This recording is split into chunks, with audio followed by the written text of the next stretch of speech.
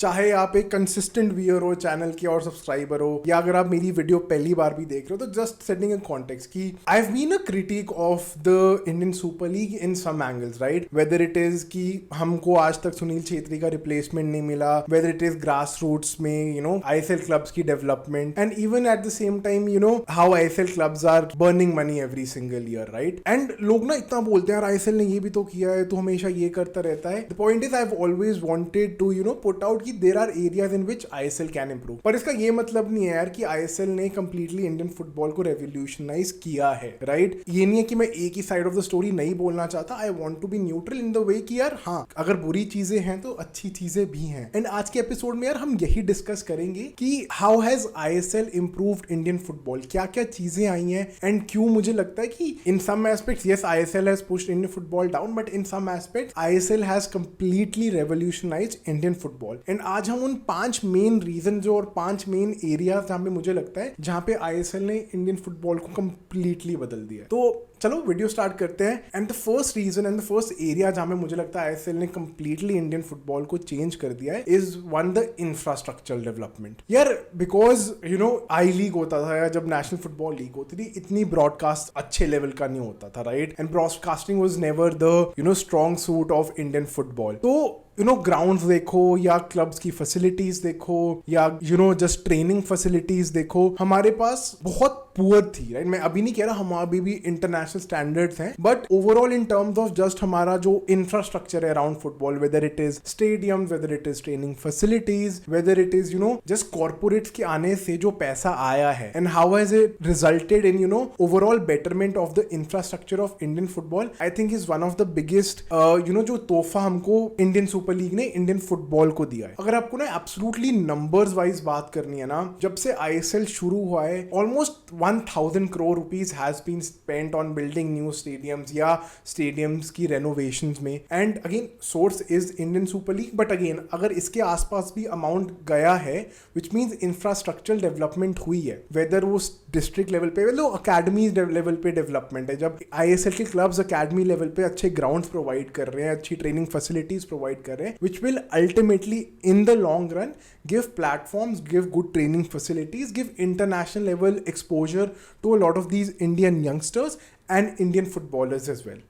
जहाँ पे यार पहले कोई भी ट्रेनिंग ग्राउंड में आ जाता था, बड़े बेकार तरीके के ट्रेनिंग ग्राउंड होते रहे, ठीक है?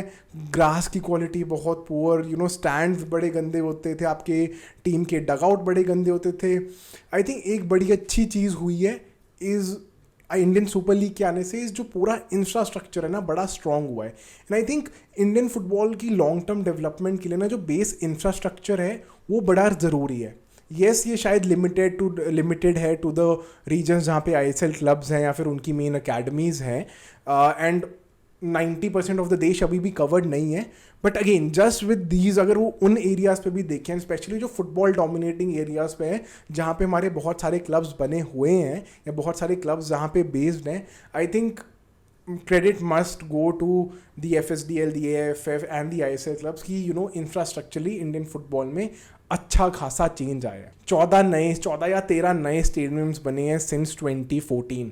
There has been a 25% increase in the FIFA certified training facilities, right? तो ये सिर्फ हवा में बातें नहीं है, there are certain numbers to back it up, sources given by FIFA, sources given by AIFF and ISL as well. तो again first major thing जो मुझे लगती है is the development of infrastructure. Number 2 जो मुझे लगता है सबसे बड़ा, आई think one of the biggest important changes जो इंडियन फुटबॉल में हुए हैं आईएसएल के आने से is the commercialisation of the sport, right? Commercialisation में सिर्फ लीग स्टैंडर्ड पे नहीं कह रहा, मैं इन terms of individual football clubs पे भी कह रहा हूँ, ठीक है? आपने देखा अभी मुंबई सिटी एफसी ने एटिहाद के साथ पार्टनरशिप्स करी है, अभी दाफा न्यूज़ ने बहुत सारे क्लब्स का मेन स्पॉन्सर बन चुका है, जैसे राउंड ग्लास पंजाब का मेन स्पॉन्सर बन चुका है दाफा न्यूज़, राइट? ऐसे ही अलग अलग क्लब्स हैं जिनकी लोकल लेवल पे, रीजनल लेवल पे या इवन नेशनल लेवल के कई जो स्पॉन्सर्स हैं वो आ चुके हैं। अगेन एक और जो बड़ी चीज़ हुई है जो कमर्शलाइजेशन आईएसएल की कमर्शलाइजेशन होने से हुई है is the broadcast quality. I am not sure कितने कितने लोग ये वीडियो देख रहे हैं जिन्होंने आई लीग या NFL की ब्रॉडकास्टिंग देखी। मुझे आज भी याद है आई लीग पहले जी स्पोर्ट्स पे आया करता था, 10 स्पोर्ट्स जी स्पोर्ट्स पे आया करता था, and it was horrendous guys. अगर आप लोग वो देखते ना, मतलब ऐसा लग रहा था कि आप पता नहीं कौन सी सदी, कौन सी 1990s का फुटबॉल का कुछ देख रहे हो। Limited quality of cameras, poor commentary होती थी, एंड बड़ा अमल बितानो ऐसे ऐसे लोग ना कमेंट्री करते थे, ठीक है, चाहे वो इंडियन प्लेयर हो, भाई चौक बढ़िया। तो इस तरीके की कमेंट्री में भी बड़ा वो था, है ना। हमारे ब्रॉडकास्टिंग बहुत पुअर थी, एंड आई थिंक ISL के आने से ना पैसा डेफिनेटली आया है ना, इन टर्म्स ऑफ हमारे पास अच्छे कमेंटेटर्स हैं, right. I won't say the best, but हमारे पास रीजनल लैंग्वेजेस में भी कमेंटेटर्स हैं। हमारी टाइप ऑफ जो ब्रॉडकास्टिंग है, I think in terms of just broadcasting, I think we match some of the top leagues in the world, right. And again यहाँ पे FSDL को क्रेडिट देना पड़ेगा, ठीक है, because of the way they've sort of commercialised and the जो broadcasting का level हुआ है इंडियन फुटबॉल का। बिकॉज आई थिंक एक बहुत बड़ा टर्न ऑफ इंडियन फुटबॉल को देखने था यार इस क्वालिटी में नहीं देखना यार। जब मैं HD पे ला लीगा, प्रीमियर लीग देख रहा हूँ, मैं इंडियन फुटबॉल को ऐसा नहीं देखना चाहता, राइट। तो अगेन इस एंगल से भी पैसा आया है, एंड क्लब्स के पास स्पेंडिंग पावर भी बढ़ी है, ठीक है, कमर्शलाइजेशन की वजह से, बिकॉज उनके पास थोड़े बहुत स्पॉन्सर्स भी आ रहे हैं, ठीक है। एंड उन स्पॉन्सर्स के आने से क्योंकि क्लब के पास थोड़ी डिस्पोजेबल इनकम ज़्यादा हो रही है, तो अगेन बहुत अलग अलग चीज़ों में उसकी यूटिलाइजेशन भी हो रही है, राइट। तो कमर्शलाइजेशन इज़ वन एंगल जो बहुत इम्प्रूव हुआ है ISL के आने से, राइट। इसी से हम यार थर्ड पॉइंट पे बढ़ेंगे, जो आई think in terms of just the number of people playing football का बहुत डायरेक्ट इम्पैक्ट हुआ होगा, is because there is now more money, one because of commercialization, and number two also because corporates involve हो गए हैं बहुत, मतलब पैसा आ गया है अब क्लब्स के पास, इवन तो वो लॉस पे हैं बट वो पैसा लगा रहे हैं, राइट। देन अगेन जो मेरा जो थर्ड मेजर एरिया है जहाँ में मुझे लगता है ISL ने कम्प्लीटली इम्प्रूव किया इंडियन फुटबॉल को, is just the money in the sport when it comes to the players and people associated with the sport, right. एक टाइम था यार जब हज़ारों में आई लीग प्लेयर्स कमाते थे, आज भी आई लीग प्लेयर्स कहीं हज़ारों में कमा रहे हैं, बट जब उस टाइम आई लीग आपकी टॉप डिवीजन हुआ करती थी। आज के टाइम आई थिंक जो अनवर अली का कॉन्ट्रैक्ट 4 करोड़ का कॉन्ट्रैक्ट है, जीक्सन का 3 करोड़ का कॉन्ट्रैक्ट है, ठीक है। सिमिलर अमाउंट से समथिंग जो लालन वाला छांगटे, इंडिया के टॉप प्लेयर्स करोड़ों में साल के लिए कमाते हैं। तो राइट, अगर एक प्लेयर अच्छे से 5-6 साल 7 साल टॉप पे रह रहा है ना, I think he is made enough money ताकि अपनी कई पुश्तों को भी पाल सकता है, राइट। सो ये चीज़ ना आई थिंक ग्राउंड लेवल पे, अगर मैं एक यंग फुटबॉलर हूँ ना, पहले तो यार इतनी मुझे याद है जब हम छोटे हुआ करते हम कभी अपने घर वालों से बात करते थे ना कि यार हमें फुटबॉलर बनना है, उनका सबसे बड़ा नो का रीज़न यार पैसा ही नहीं है यार। फुटबॉलर्स जब रिटायर होते हैं उस टाइम भी इतना पैसा नहीं, कोई शहनशाह वाली लाइफ नहीं होती थी, एंड रिटायर करते हैं उसके बाद तो क्योंकि उनके पास इतना पैसा ही नहीं, इतना सेव्ड अप ही नहीं हुआ करता था, तो एक बहुत रिस्की करियर ऑप्शन था फुटबॉल। बट आज के टाइम में अगर आप एक ISL के ना स्क्वाड प्लेयर भी हो, you are making quite a decent money, and आप किसी भी कॉरपोरेट से कंपेयर कर सकते हो, किसी भी अच्छी paying high paying IT job corporate sector से आप ज़्यादा ISL एक प्लेयर कमाता है, राइट। एंड अगेन अगर आप वो टॉप 20 टॉप 15 इंडियन प्लेयर्स हो, then you are anyway making आप ना एक मल्टी करोड़ कॉन्ट्रैक्ट ग्रैब कर रहे हो, right? Similarly, not just the players but other people associated with the sport, because अभी A license coaches mandatory हैं, ठीक है। आपके अब क्योंकि प्रोफेशनलिज्म आ गया है कमर्शलाइजेशन की वजह से, आपके फिजियोज हैं, आपके डाइटिशियन हैं, आपके न्यूट्रिशनिस्ट हैं, आपके मसूस हैं, बहुत ज़्यादा साइंस भी आ चुकी है। तो again a lot of people are employed, and again मैं ये नहीं कह रहा कि अभी भी यार ये जो सपोर्ट स्टाफ है एक फुटबॉल टीम का कि अभी भी बहुत अंडर पेड हैं, राइट। अभी भी I don't think so they are paid जितना उनको एक्चुअली पे होना चाहिए, but compare to the earlier times compare, पहले तो वो लोग ही बड़े कम होते थे, एंड अगर आज के टाइम में फॉर एग्जांपल वो 50,000 कमाते थे, उस टाइम शायद वो 10-15 हज़ार कमाते होंगे, राइट। तो अगेन जो बैकरूम स्टाफ भी है, जो आपके बाकी बिहाइंड द सीन्स वाले लोग भी हैं, उनका भी पैसा इंप्रूव हुआ है, right. The life style of a player, of an ISL player has improve. उनको कहीं अभी स्कूल्स में या किसी गंदे में धर्मशाला में नहीं रुका देते थे, right? ISL players live in proper 4-5 star hotels, they are being taken care of, उनकी डाइट, इन सब चीज़ों पे ध्यान दिया जाता है, एंड क्योंकि अब एक फुटबॉलर को ना मेंटली वो पैसे का बर्डन नहीं है, he can concentrate on his game and improve his game every single day. So I think just from a players perspective ना, जो फाइनेंसिस पैसा आया है स्पोर्ट में एंड जो फाइनेंशियल सिक्योरिटी दी है ISL ने प्लेयर्स को, आई थिंक एक बहुत इंपॉर्टेंट फैक्टर है. ISL एक बहुत बड़ा एरिया है जहाँ पे ISL ने इंडियन फुटबॉल की ग्रोथ को कंट्रीब्यूट किया है. अनदर एरिया जहाँ पे आई थिंक ISL ने बहुत चेंज किया है इंडियन फुटबॉल को is now I think the quality of foreign players also coming in to the league. Again मैं ये नहीं कह रहा जो डेल पियरो आया था, रोबर्टो कार्लोस आए थे, David James, Robert Pires, I think one of the most stupid decisions made by FSDL की हम ये 35, 36, 37, 38 साल के बूढ़े बूढ़े लेजेंड्स को ले आएंगे और हमारी लीग को बड़ा करें. I think it was one of the most stupid decision. But I think players like Jamie Maclaren, players like Jason Cummings, I think in pedigree के प्लेयर्स जो A लीग के टॉप स्कोरर्स रह चुके हैं, recently concluded world cup में खेल चुके हैं, these are not signing for the camera, right? These are not signings for just दिखावे के लिए signings नहीं है.